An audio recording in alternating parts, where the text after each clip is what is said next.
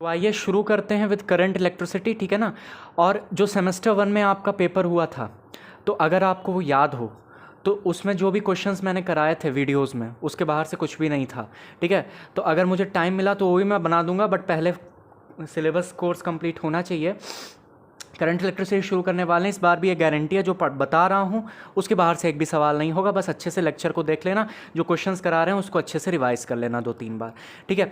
तो बस हम करंट इलेक्ट्रिसिटी शुरू करते हैं, और समय क्योंकि काफ़ी कम है तो इस वजह से टाइम नहीं वेस्ट करेंगे। आइए शुरू करते हैं। सबसे पहले हमें क्या देखना है करंट में। तो करंट बेसिकली डिफाइंड कैसे है फिज़िक्स में, ठीक है। Current is rate of flow of charge, ये बात तो सभी को पता रहती है। Current is the rate of flow of charge. अच्छा, चार्ज क्या है? चार्ज होता है n इंटू ई, जहाँ पर n जो है वो है नंबर ऑफ इलेक्ट्रॉन्स, और E जो है वो क्या है? इलेक्ट्रॉनिक चार्ज है। आ गई बात समझ में? n क्या है बोलो? Number of electrons. E क्या है? इलेक्ट्रॉनिक चार्ज है। तो इसी को हम ऐसे लिख दें, I is equal to n e upon t. n is the number of electron, E is the electronic charge, T is time, ठीक है। इसके बाद में अगर हम करंट के डायरेक्शन की बात करें तो मान लो एक पॉइंट A है और एक पॉइंट B है, और इलेक्ट्रॉन्स A से B जा रहे हैं, ठीक है। इलेक्ट्रॉन्स कैसे जा रहे हैं? A टू B जा रहे हैं। तो जो करंट है वो किस डायरेक्शन में होगा? करंट हमारा इस डायरेक्शन में होगा, पीछे की तरफ, ठीक है। और अगर इसी की जगह पे हम क्या ले लेते हैं? प्रोटॉन्स ले लेते हैं, और प्रोटॉन्स A से B जा रहे हैं, ठीक है। ये प्रोटॉन्स हैं, और ये जो प्रोटॉन्स हैं ये A टू B जा रहे हैं। तो जो करंट का डायरेक्शन होगा वो कैसा होगा? इसी के डायरेक्शन में होगा। तो इलेक्ट्रॉन के मोशन के अपोजिट होता है करंट का डायरेक्शन, प्रोटॉन के साथ होता है। ये सारी बातें आपको पहले से पता हैं, ठीक है। अब एक क्वेश्चन देख लो। उससे पहले इसी को अगर हम देखें तो मान लो current is equal to charge upon time. आपको मालूम है, आपने क्लास 9th में पढ़ रखा था कि वेलोसिटी जो होती है वो डिस्प्लेसमेंट अपॉन टाइम होता है। याद है? Velocity is displacement upon time. तो डिस्प्लेसमेंट टाइम ग्राफ से वेलोसिटी कैसे आती थी? याद करो, डिस्प्लेसमेंट टाइम ग्राफ आपको दिया रहता था और उससे आपको वेलोसिटी निकालनी रहती थी। तो कैसे आती थी? आप डिस्प्लेसमेंट टाइम ग्राफ का स्लोप लेते थे। अच्छा, अगर वेलोसिटी टाइम ग्राफ आपको दिया रहता था, तो उससे डिस्प्लेसमेंट कैसे आता था? उससे डिस्प्लेसमेंट आता था by taking the area of velocity time graph. तो एरिया जब आप इसका लोगे तो उससे आपको क्या मिलने वाला था? डिस्प्लेसमेंट मिलने वाला था। क्लियर है बात? ठीक है। तो यहाँ पे इसी चीज़ को आपको यहाँ पे समझ लेना है कि करंट जो है वो चार्ज अपॉन टाइम है। तो मान लो चार्ज और टाइम के बीच में कोई ग्राफ मैंने खींच दिया कि ये चार्ज है और ये टाइम है, ये कुछ इस तरीके का ग्राफ मैंने खींच दिया है। तो यहाँ पे अगर आपको किसी भी पॉइंट पे या किसी भी टाइम पे आपको करंट निकालना हो तो आप क्या करोगे? उस पॉइंट पर आप क्या करना? स्लोप ले लेना। स्लोप क्या होता है? स्लोप होता है परपेंडिकुलर अपॉन बेस। पहली बात, ये एक्स एक्सिस है, ये वाई एक्सिस है, पता है ना। एक्स एक्सिस और वाई एक्सिस में आपको ये ध्यान रखना है कि स्लोप के लिए हम क्या करते हैं? स्लोप के लिए हम एंगल लेते हैं, और एंगल हम कैसे लेते हैं? Anti clockwise from the x axis, इस तरीके से एंटी क्लॉकवाइज। तो जो ये एंगल है ना from the x axis anti clockwise, इसी मान लो ये थीटा है तो इसी का टैन मतलब परपेंडिकुलर अपॉन बेस, तो वो हमको क्या दे देगा? परपेंडिकुलर क्या है? चार्ज है ना, और बेस क्या है? टाइम है। तो वही करंट आ गया हमारे पास। और मान लो अगर ये क्यूटी ग्राफ ना हो के आईटी ग्राफ होता, करंट और टाइम के बीच में ग्राफ होता, और हमसे पूछता कि चार्ज फ्लोन कितना होगा, तो हम क्या करते? इसी ग्राफ का एरिया निकाल लेते। एरिया क्या होता है? इस पूरे ट्रायंगल का area, half into base into height. तो ये पूछा नहीं जाता है बट कॉन्सेप्ट की बात है, तो मैं बता दे रहा हूँ कि करंट अगर निकालना है क्यूटी ग्राफ से तो स्लोप लो, और चार्ज निकालना है आईटी ग्राफ से यदि आपको चार्ज निकालना है तो एरिया ले लेना। एरिया लोगे तो चार्ज निकलेगा, स्लोप लोगे तो करंट निकलेगा। आईटी ग्राफ दिया रहेगा उससे चार्ज पूछेगा तो एरिया निकालना, क्यूटी ग्राफ दिया रहेगा उससे करंट पूछेगा तो स्लोप निकालना। चलो भाई, अब ये वाला क्वेश्चन देखो, सॉल्व करने की कोशिश करो। 10⁻20 इलेक्ट्रॉन्स जो हैं वो पास कर रहे हैं पॉइंट ए से पॉइंट बी में कितने टाइम में, 0.1 सेकेंड में। करंट कितना होगा एम्पियर में, तो करंट का फॉर्मूला होता है चार्ज अपॉन टाइम। अब चार्ज नहीं दिया है ना, चार्ज कहाँ दिया है हमको, नंबर ऑफ इलेक्ट्रॉन्स दिए हैं, तो नंबर ऑफ इलेक्ट्रॉन्स के टर्म्स में करंट का क्या फॉर्मूला था, हमने कहा NE/T है ना, NE/T। N is the number of electrons और E क्या है, इलेक्ट्रॉनिक चार्ज है। तो N क्या है, 10⁻20, और इलेक्ट्रॉनिक चार्ज क्या होता है, इलेक्ट्रॉन पे कितना चार्ज होता है, हम कह रहे हैं 1.6 × 10⁻⁻19 कूलम, और टाइम क्या है 0.1 सेकेंड है, ठीक है ना। तो यहाँ पे जब आप इसको सॉल्व कर लोगे तो आपके पास कितना आ जाएगा, 160 एम्पियर आ जाएगा। तो करंट कितना आ गया, 160 एम्पियर। अब यहाँ से आपने क्या सीखा, आपको पता चला कि इलेक्ट्रॉनिक चार्ज की कितनी वैल्यू होती है, ये आपको याद रखनी है। इलेक्ट्रॉन पे कितना चार्ज होता है, -1.6 × 10⁻⁻19 कूलम, इलेक्ट्रॉन पे इतना चार्ज होता है।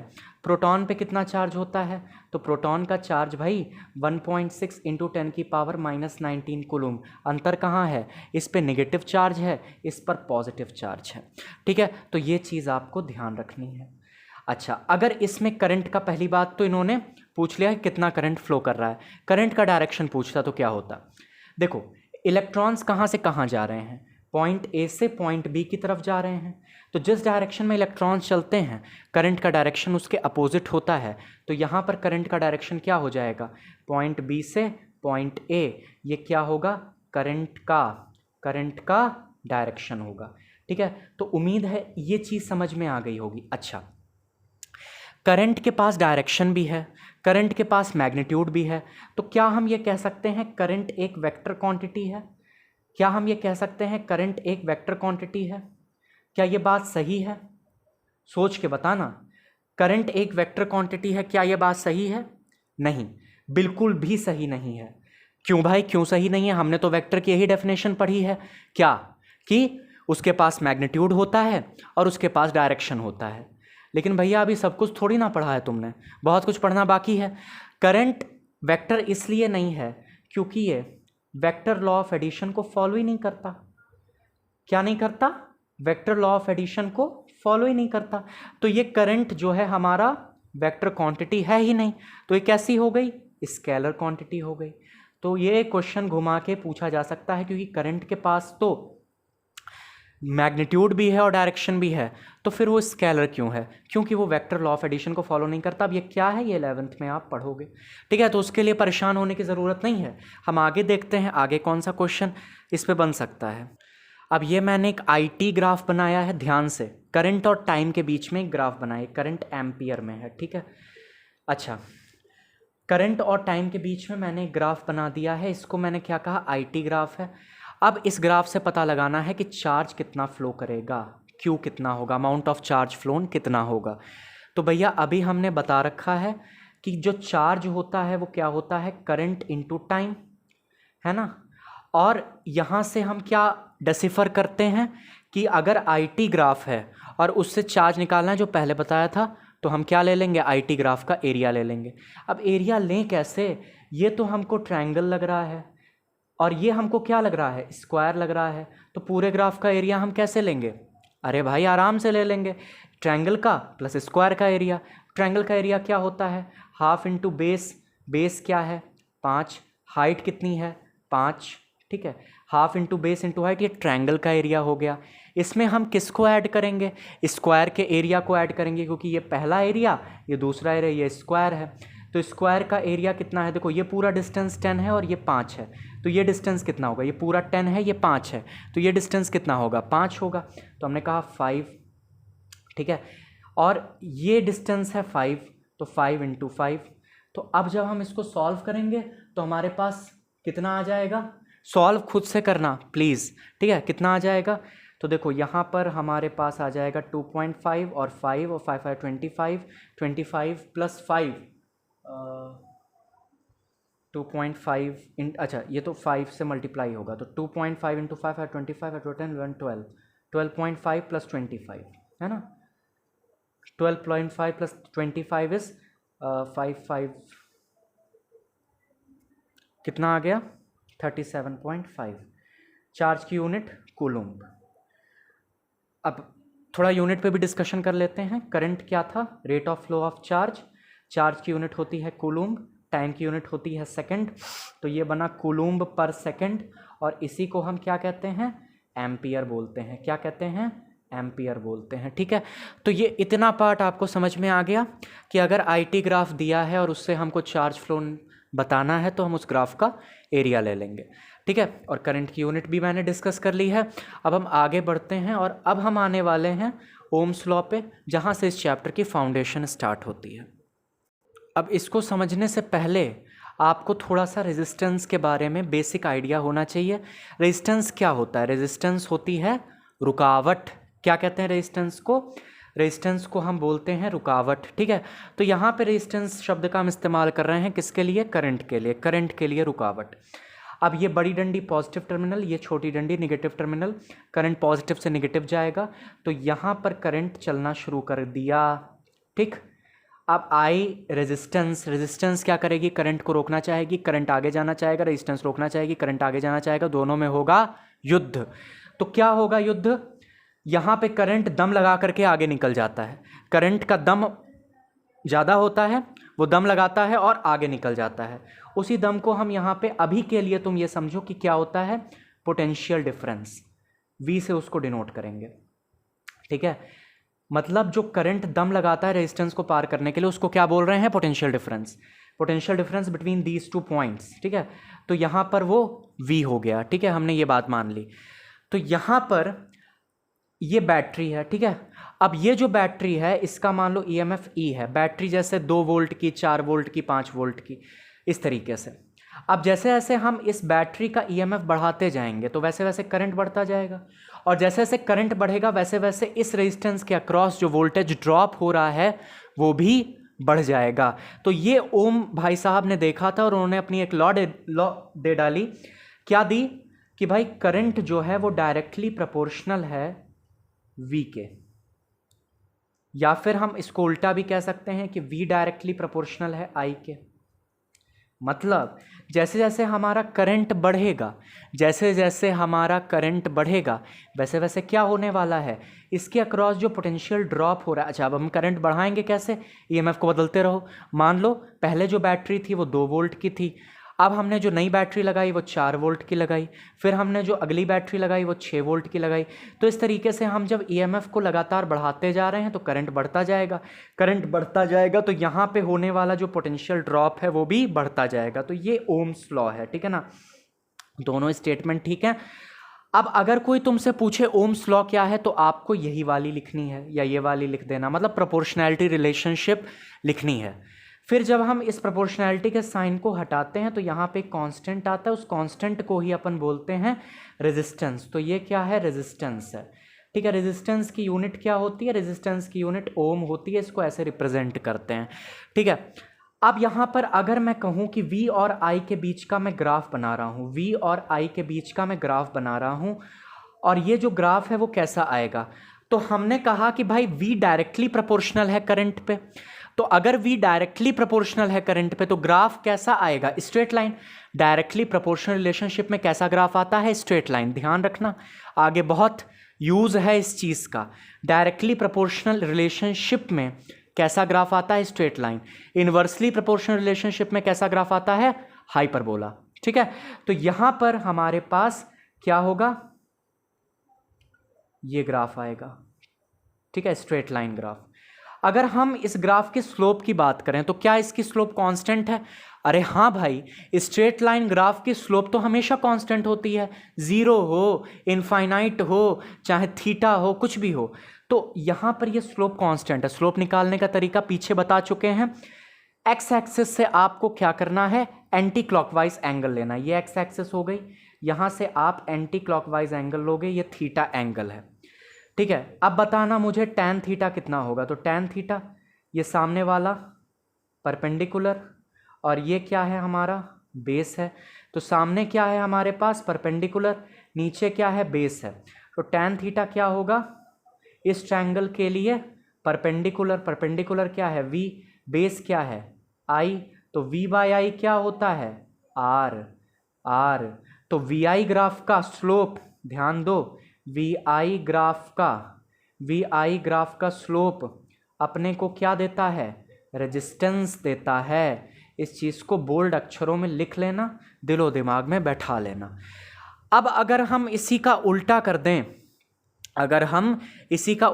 दें, और हम ये पूछें कि भैया आईवी ग्राफ का स्लोप क्या देगा हमको, आईवी ग्राफ का स्लोप हमको क्या देगा ये भी तो बता दो। तो भैया ज़रा आईवी ग्राफ बना लो, जहाँ पे वी था वहाँ आई कर दो, जहाँ आई था वहाँ वी कर दो, ग्राफ अगेन स्ट्रेट लाइन आएगा। लेकिन यहाँ पर अगर हम टैन थीटा लेंगे तो वो क्या होगा, वही अपना perpendicular upon base, standard formulas change नहीं होते फिजिक्स में। तो यहाँ पर ये जो है ये सामने वाली लाइन ये क्या है, करंट की है, और बेस क्या है, वोल्टेज का है। तो करंट अपॉन वोल्टेज क्या होगा, आई अपॉन वी क्या होगा, इस फॉर्मूले से देखो आई अपॉन वी क्या होगा, 1/r। तो यही चीज है, आईवी ग्राफ का स्लोप हमको क्या देता है, 1/r। आईवी ग्राफ का स्लोप अपने को क्या देता है, 1/r। इसी को हम क्या बोलते हैं, इसी को हम बोलते हैं, याद कर लो, कंडक्टेंस। रेजिस्टेंस का जो रेसिप्रोकल होता है उसको बोलते हैं कंडक्टेंस। तो कंडक्टेंस क्या होती है, इसको हम जी से दिखाते हैं, या कहीं किताबों में सी से भी दिखाते हैं, आप जी मान के चलो।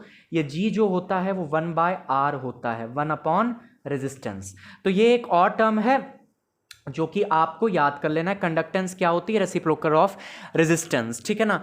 और आईवी ग्राफ का स्लोप क्या देगा, कंडक्टेंस, वीआई ग्राफ का स्लोप क्या देगा, रेजिस्टेंस। तो इस चीज को आपको ध्यान रखना है। पक्की बात, समझ में आ गया। तो अगर समझ में आ गया है तो अभी हम जो क्वेश्चन दे रहे हैं वो आगे आपको खुद से करना है। अब यहां पे आईवी ग्राफ दिया है, वीआई नहीं, ध्यान से, आईवी ग्राफ। और आईवी ग्राफ में 2 लाइनें बनी हैं, दूसरी वाली और पहली वाली। अच्छा, अब आपको बताना है कि इसमें कौन सी वाली लाइन का, ये दोनों ही किसी मेटालिक कंडक्टर के लिए बनाई गई होंगी। एक चीज और ध्यान रखना, ओम्स लॉ जो है ना, वो केवल मेटालिक कंडक्टर्स के लिए वैलिड है। ओम्स लॉ केवल मेटालिक कंडक्टर्स के लिए वैलिड है, ठीक है। तो इस चीज का आपको ध्यान रखना। ये 2 जो हमारी लाइन बनाई गई होंगी ये किसके लिए बनाई गई होंगी, है ना, कुछ कंडक्टर वगैरह के लिए बनाई गई होगी। तो आपको बताना है पहले और दूसरे में किसकी रेजिस्टेंस ज़्यादा है, ठीक है, किसकी रेजिस्टेंस ज़्यादा है। कोशिश करो, ट्राई करो।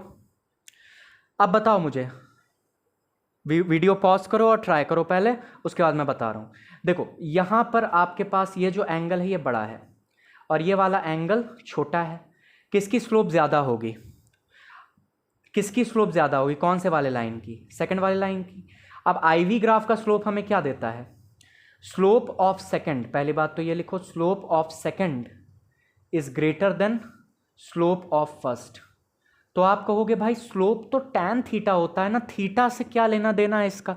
तो भैया टैन थीटा की वैल्यू थीटा के साथ इंक्रीज करती है। टैन थीटा जब 0 होता है, थीटा 0 होता है, टैन 0 कितना होता है, 0, और टैन 90 कितना होता है, इनफाइनाइट। मतलब 0 से लेकर 90 तक टैन थीटा की वैल्यू इंक्रीज कर रही है, मतलब थीटा के साथ टैन थीटा की भी वैल्यू इंक्रीज करती है।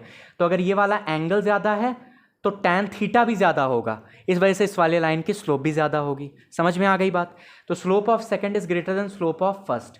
अब क्योंकि ये आईवी ग्राफ है तो आईवी ग्राफ का स्लोप हमको क्या देता है, 1 रेजिस्टेंस।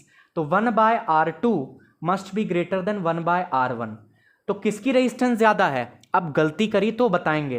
रेजिस्टेंस कई क्या करते हैं, R2 is greater than R1 कर देते हैं। अरे भाई ऐसे थोड़ी ना होता है, ये जब ऊपर जाएगा तो यहाँ जो इनइक्वालिटी का साइन है वो भी तो रिवर्स हो जाएगा। तो यहाँ पे क्या हो जाएगा, R2 is less than R1। समझ में आ गई बात। तो किसकी रेजिस्टेंस ज़्यादा है, R1 की रेजिस्टेंस ज़्यादा है R2 से, ठीक। तो ये चीज़ आपको ध्यान रखनी है, पक्की बात। R1 की रेजिस्टेंस ज़्यादा है R2 से। तो ये आपको समझ में आ गई बात कि नहीं समझ में आ गई बात। अच्छा, एक चीज़ और सुन लो, सुपर कंडक्टर्स क्या होते हैं। अब नाम में ही सब कुछ रखा है। साइंस में अगर आपको नाम का मतलब पता है ना, आप सब कर ले जाओगे। Super conductor, super conductor, super conductors क्या होते हैं। तो सुपर कंडक्टर्स वो होते हैं जिनकी रेजिस्टेंस 0 होती है, जिसकी रेजिस्टेंस 0 होती है और कंडक्टेंस जो है वो इनफाइनाइट हो जाती है, ठीक है। तो ऐसा कोई सब्सटेंस अभी तक बना नहीं है। However mercury at a particular temperature ऐसे बिहेव करता है। मान लो अगर सुपर कंडक्टर के हमने वायर बना दिए तो जगह जगह स्टेप अप ट्रांसफार्मर नहीं रखना पड़ेगा, जो वोल्टेज चाइना से चलेगा वो इंडिया तक पहुंच जाएगा, लाइन लॉस नहीं होगा, क्योंकि करंट जब किसी रेजिस्टेंस से पास होती है ना तो दम लगाती है। वो दम किस फॉर्म में निकलता है? पोटेंशियल डिफरेंस के फॉर्म में, और वही पोटेंशियल डिफरेंस एक हीटिंग इफेक्ट पैदा करता है रेजिस्टेंस में। तो कोई हीटिंग इफेक्ट के द्वारा करंट का लॉस नहीं होगा, सीधा बिजली आएगी और हमारे पास पहुंच जाएगी। तो हमको जगह जगह स्टेप अप ट्रांसफार्मर नहीं लगाना पड़ेगा, ठीक है। तो सुपर कंडक्टर्स ऐसी चीज़ होती है, इस बेसिक थ्योरी की चीज़ है, इसको आप अपनी किताब से देख लेना, एक ब्लू बॉक्स में बना होगा, ठीक है। चलो आगे बढ़ते हैं। अब जो मैं बताने जा रहा हूँ ये इस चैप्टर का सबसे इंपॉर्टेंट पॉइंट है। 2 ही 3 चीज़ें हैं, एक तो सीरीज पैरेलल कॉम्बिनेशन, ठीक है, और एक ये जो मैं बताने जा रहा हूँ, और इसके बाद जो आएगा वो आएगा इलेक्ट्रिकल पावर, एनर्जी वगैरह का कॉन्सेप्ट, ठीक है। तो वो हम बता देंगे। सबसे पहले ये जो हम बताने जा रहे हैं इसको ध्यान से आप देख लो। क्या देख लो? तो देखो, जो रेजिस्टेंस होती है किसी भी वायर की वो डायरेक्टली प्रोपोर्शनल होती है उसके लेंथ के, ठीक है, डायरेक्टली प्रोपोर्शनल होती है उसके लेंथ के, और रेजिस्टेंस जो है वो इनवर्सली प्रोपोर्शनल होती है एरिया के। डायरेक्टली प्रोपोर्शनल है लेंथ के, इनवर्सली प्रोपोर्शनल है एरिया। अब अगर हम इन दोनों रिलेशंस को कंबाइन कर दें तो यहाँ पे क्या होगा? रेजिस्टेंस डायरेक्टली प्रोपोर्शनल है लेंथ के, इनवर्सली प्रोपोर्शनल है एरिया के। अब ये प्रोपोर्शनैलिटी का साइन हटता है, इक्वल टू का साइन आता है, तो एक कांस्टेंट भी तो आता है। इस कांस्टेंट को हम बोलते हैं रो, और ये रो क्या होती है? रेजिस्टिविटी। क्या कहते हैं इसको? रेजिस्टिविटी, लेंथ अपॉन एरिया, ठीक है। अब जरा जल्दी से फटाफट इसकी यूनिट बता दो। रेजिस्टेंस की यूनिट क्या है? ओम। एरिया की क्या है? Metre square. लेंथ की क्या है? मीटर। तो मीटर से मीटर कट जाएगा, रो की यूनिट हमारी क्या निकल आई? ओम मीटर। तो रो की यूनिट हमारे पास क्या आ जाती है? Ohm into metre. अब इस रेजिस्टिविटी की कभी कभी क्या करता है वो डेफिनेशन भी दे देता है, तो डेफिनेशन याद करो। देखो क्या है डेफिनेशन रो की। सबसे पहले तो रो को इसमें सब्जेक्ट ऑफ द फॉर्मूला बनाओ, तो R into a by l is equal to rho. Specific resistance बोलते हैं या रेजिस्टिविटी भी बोलते हैं, दोनों ही नाम हैं इसके, स्पेसिफिक रेजिस्टेंस और रेजिस्टिविटी। तो इसकी जो डेफिनेशन है वो इसी फॉर्मूले में से निकल के आएगी, देखना, ठीक है। यहां पे रेजिस्टेंस को R ही रहने दो, एरिया को 1 मीटर स्क्वायर लो, लेंथ को 1 मीटर लो, तो रो क्या होगा? रो क्या होगा? R होगा। तो specific resistance is the resistance of that wire whose area of cross section is unity as well as length is unity। Unity का मतलब 1। इसका मतलब क्या है कि स्पेसिफिक रेजिस्टेंस क्या होती है? स्पेसिफिक रेजिस्टेंस लिख लेना, specific resistance is the resistance of a wire whose area of cross section is unity and length is also unity। तो रो क्या हो जाता है? R के बराबर हो जाता है, वही हमारी स्पेसिफिक रेजिस्टेंस या रेजिस्टिविटी कहलाती है।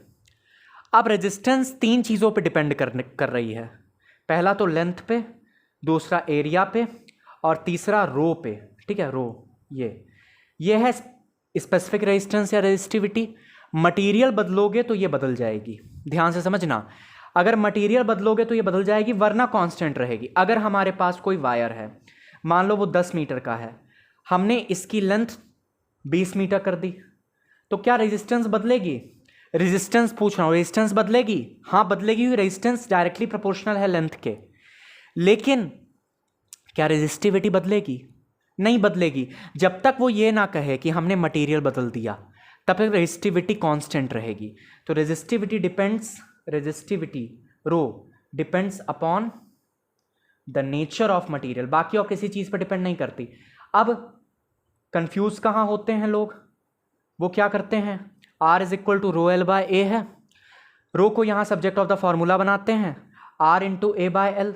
तो वो समझते हैं कि रो भी तो रेजिस्टेंस पे डिपेंड कर रहा है, एरिया पे डिपेंड कर रहा है, लेंथ पे डिपेंड कर रहा है। नहीं, आप देखो यहाँ पे जब हमने इक्वल टू का साइन लगाया तो यहाँ पे कांस्टेंट है, ये कांस्टेंट है, ये किसी पे डिपेंड नहीं कर रहा, केवल नेचर ऑफ द मटेरियल पे डिपेंड कर रहा है। कॉपर की अलग रेजिस्टिविटी होती है ना, सिल्वर की अलग रेजिस्टिविटी होती है, ठीक, तो ये आपको ध्यान रखना है, rho depends upon only upon the nature of the material. तो लेंथ के बढ़ाने से, घटाने से, एरिया के कम करने से, ज़्यादा करने से रेजिस्टिविटी प्रभाव नहीं पड़ेगा, रेजिस्टेंस पे अंतर पड़ेगा ज़रूर। ठीक, तो अब इसी पे कुछ क्वेश्चंस हैं जो कि बार बार पूछे जाते हैं बोर्ड वगैरह में, उन क्वेश्चंस को आप देख लो। तो देखो यहाँ पे question, a cylindrical wire is stretch to increase its length by 10%, calculate the percentage increase in resistance. आपको क्या बताना है, परसेंटेज इंक्रीज बताना है कि रेजिस्टेंस में कितनी होगी जब हमने वायर की लेंथ को इंक्रीज किया है बाय 10%। ध्यान से सुनना, ये फॉर्मूला तो आपको याद है, R is equal to rho L by A. अब लेंथ को बढ़ा रहे हैं तो रेजिस्टेंस इंक्रीज करेगी, है ना। अब देखो